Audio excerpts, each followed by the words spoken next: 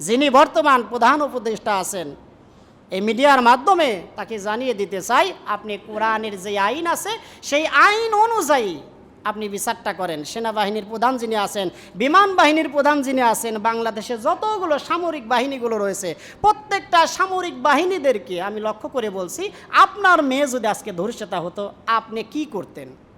Doctor ইউনূসের মেয়ে যদি আজকে ধর্ষিতা হতো তাহলে তিনি কি করতেন? একজন র্যাবের মেয়ে যদি আজকে ধর্ষিতা হতো তাহলে কি হতো? একজন সেনাবাহিনীর মেয়ে যদি ধর্ষিতা হতো তাহলে কি হতো? মহান আল্লাহ তাআলা দুনিয়ার মধ্যে যতগুলো বান্দা এবং বান্দিকে পাঠিয়েছেন, এই সমস্ত বান্দারা আমরা অনেক সময় শয়তানের ওয়াসওয়াসায় পড়ে বিভিন্ন ধরনের পাপ কাজ করে থাকি।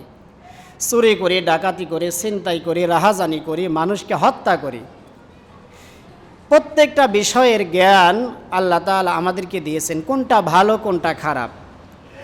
এরপরে আমরা অপরাধ করলে দুনিয়ার মধ্যে যিনি বিচারক থাকবেন, জজ থাকবেন, হাকিম থাকবেন, তিনি জ্ঞান গরিমা দিয়ে, বুদ্ধি বিবেক দিয়ে অপরাধী যারা তাদের বিচার করবেন।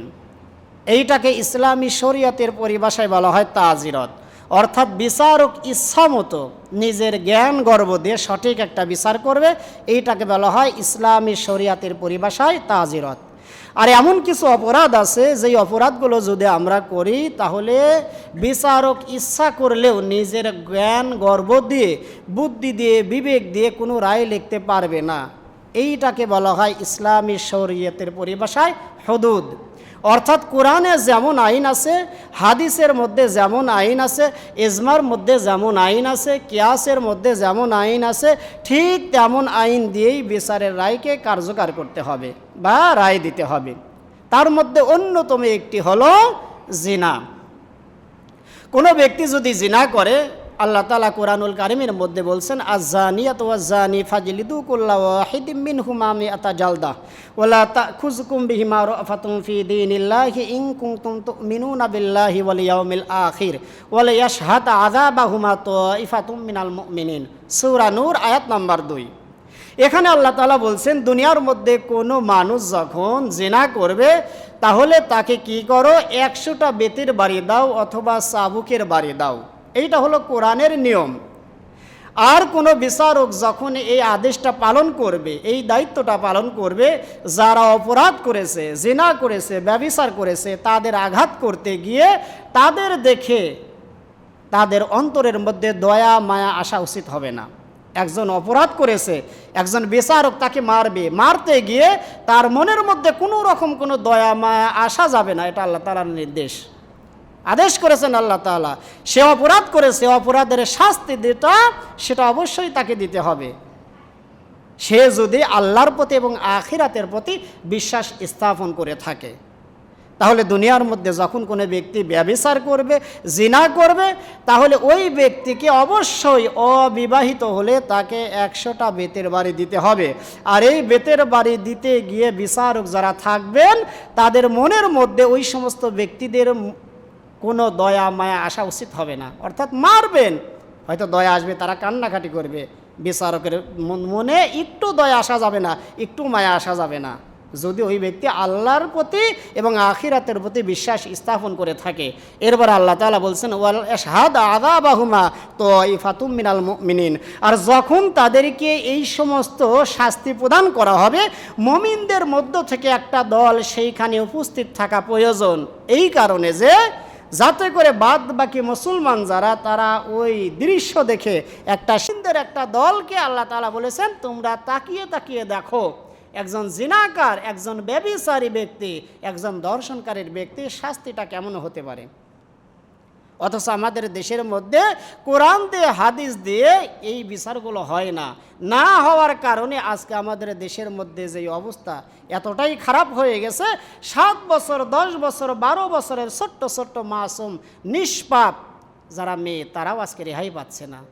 একটা বিচার যদি কোরআন আর হাদিস দিয়ে করা হতো, আর সেইটা যদি প্রকাশ্য দিবালোকে মিডিয়ার সামনে যদি প্রচার করা হতো, বাদ বাকি যুবক যারা, নরপিশাচ যারা, যারা খারাপ চরিত্রের অধিকারী, তারা কখনো আর এইরকম খারাপ কাজ করতে সাহস পাইত না। আফগানিস্তানে যখন তালেবান সরকার ক্ষমতা হাতে নিয়েছেন, ক্ষমতা হাতে নেওয়ার পর থেকে তাদের ইতিহাসের মধ্যে একটাও এই রকম অঘটন ঘটেনি যে কোনো একটা মহিলা, সুন্দরী একটা মহিলা রাস্তা দিয়ে হেঁটে যাচ্ছে আর তাকে ধরে খারাপ যুবকেরা পাশবিক নির্যাতন করেছে। এমন কোনো ইতিহাস তাদের দেশে তালেবান সরকার ক্ষমতা হাতে নেওয়ার পরে পাওয়া যায়নি।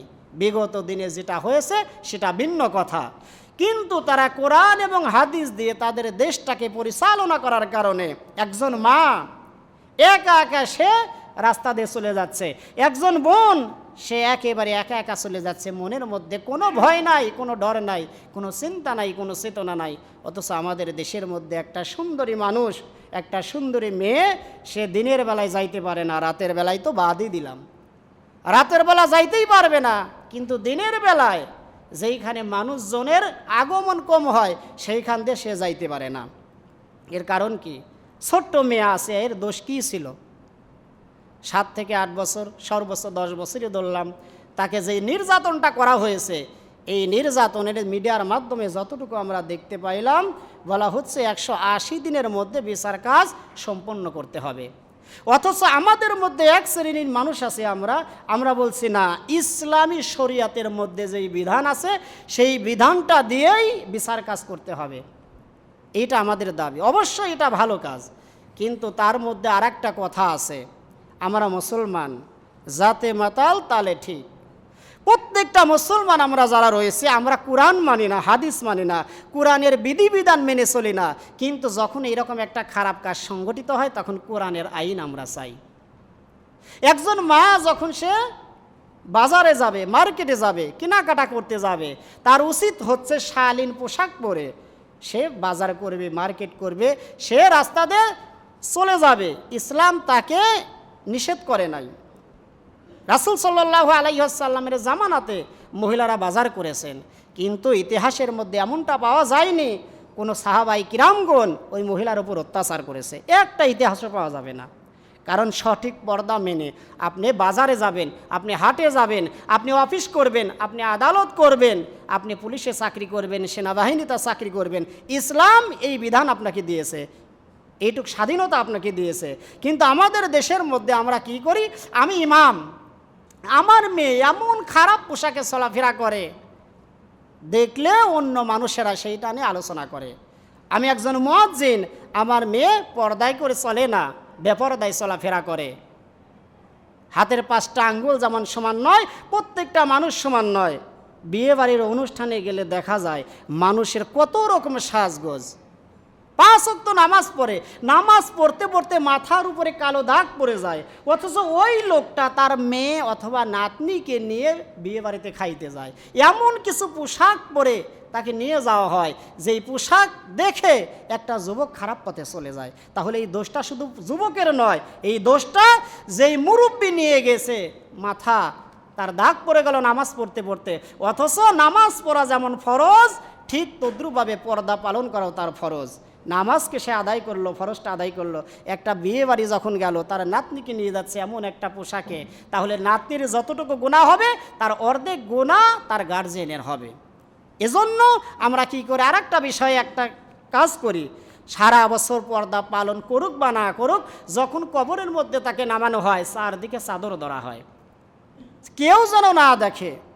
মরার পরে আমাদের দেশের অবস্থাটা এমন, মরার পরে আমরা পর্দা করি, অথচ ওই মহিলাটা এলাকার মধ্যে যখন ঘুরে বেড়াইছে মাথায় ঠিক মতো কাপড়ও থাকে না, কাপড় চোপড় ঠিক থাকে না, ইসলামী শরিয়া অনুযায়ী সে চলাফেরা করে না, অথচ মরার পরে তাকে এমনভাবে পর্দা করা হয় যে না জানি সে এখন জীবিত আছে। কোরআন আমরা পড়ি মরার পরে, বছরের পর বছর কোরআন আমার ঘরের উপরে থাকে, আমরা কেউ কোরআনে হাত দিই না। যখন বাবা মারা যায়, মা মারা যায়, সন্তান মারা যায়, সেই কোরআনটা আবার বের করি, এরপরে আবার পড়ি। তাহলে মরার পরে পর্দা কেন করা লাগবে? অবশ্যই পর্দার আমরা বিরোধিতা করি না, কিন্তু মরার পরে যদি পর্দা করতে হয় 1%, আর জীবিত থাকা অবস্থায় পর্দা করতে হবে 99%, 100% পর্দা করতে হবে। অথচ আমরা জীবিত থাকা অবস্থায় পর্দা করি না, আমরা ইসলামী শরিয়া মেনে চলি না, কিন্তু যখন আমার বোন, আমার সন্তান, আমার মা যখন ধর্ষিতা হয়, তখন আমরা কোরআনের আইন দিয়ে সেই বিচারটা প্রার্থনা করি। এজন্য আমাদের করতে হবে কি, আমরা কোরআন অনুযায়ী আমাদের জীবন যাপন করব, আমাদের পরিবার চালাবো, সমাজ চালাবো, দেশ চালাবো। পাশাপাশি এরপরে আমরা আবেদন করব যে কোরআনের আইন চাই, সৎ লোকের শাসন চাই। তাহলে সে কথা কাজে মিল থাকবে। যে এই ছোট্ট বাচ্চাকে হত্যা করা হলো, আমি বলবো হত্যাই করা তাকে হয়েছে, যদি সে কিছুদিন পরে মারা যায়। আমরা যিনি বর্তমান প্রধান উপদেষ্টা আছেন, এই মিডিয়ার মাধ্যমে তাকে জানিয়ে দিতে চাই, আপনি কোরআনের যে আইন আছে সেই আইন অনুযায়ী আপনি বিচারটা করেন। সেনাবাহিনীর প্রধান যিনি আছেন, বিমান বাহিনীর প্রধান যিনি আছেন, বাংলাদেশে যতগুলো সামরিক বাহিনীগুলো রয়েছে, প্রত্যেকটা সামরিক বাহিনীদেরকে আমি লক্ষ্য করে বলছি, আপনার মেয়ে যদি আজকে ধর্ষিতা হতো আপনি কি করতেন? ডক্টর ইউনূসের মেয়ে যদি আজকে ধর্ষিতা হতো তাহলে তিনি কি করতেন? একজন র্যাবের মেয়ে যদি আজকে ধর্ষিতা হতো তাহলে কি হতো? একজন সেনাবাহিনীর মেয়ে যদি ধর্ষিতা হতো তাহলে কি হতো? অথচ এই ছোট্ট বাচ্চা আসিয়ার বিচার করতে 180 দিন সময় নেওয়া হলো। দুর্ভাগ্যজনক বিষয়, আমরা এই দেশে বসবাস করি, ইসলামী আইন চাই, কিন্তু ইসলাম আমরা মানতে চাই না। এজন্য ইসলাম আগে আমাকে মানতে হবে। আমি মানবো, আমি একজন ইমাম সাহেব, আমি একজন হাজী সাহেব, আমি যেমন শরিয়াকে পুরাপুরি মেনে চলি, আমার পরিবারে যেই সমস্ত সদস্যরা রয়েছে প্রত্যেকটা সদস্যকে ইসলামের শরিয়াত পুরাপুরি মেনে এরপরে আমাদের জীবনযাপন করতে হবে। এরপরে মিডিয়ার সামনে গিয়ে আমাদেরকে বলতে হবে কোরআনের আইন চাই, সৎ লোকের শাসন চাই। এখন আমি কোরআন মানলাম না, হাদিস মানলাম না, যখন একটা বিপদে পড়ি তখন বলি যে কোরআন দিয়েই বিচার করতে হবে। এইটা কখনো মানা যাবে না, অর্থাৎ এইটা কখনো নিয়মে আসে না। কোরআন মানতে হবে, এরপরে কোরআনের আইন চাইতে হবে। এখন কোরআন আমি মানলাম না, কোরআনের আইন চাই, কোন দুঃখে বুঝে আসে না।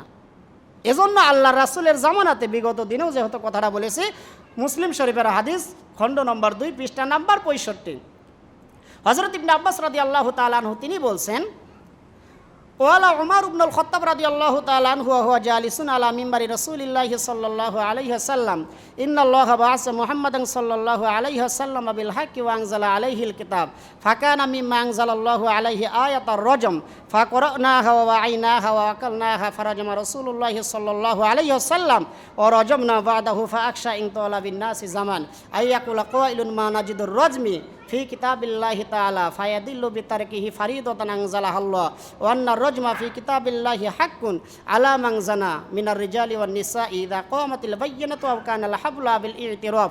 মুসলিম শরীফ খণ্ড নম্বর 2 পৃষ্ঠা নম্বর 65।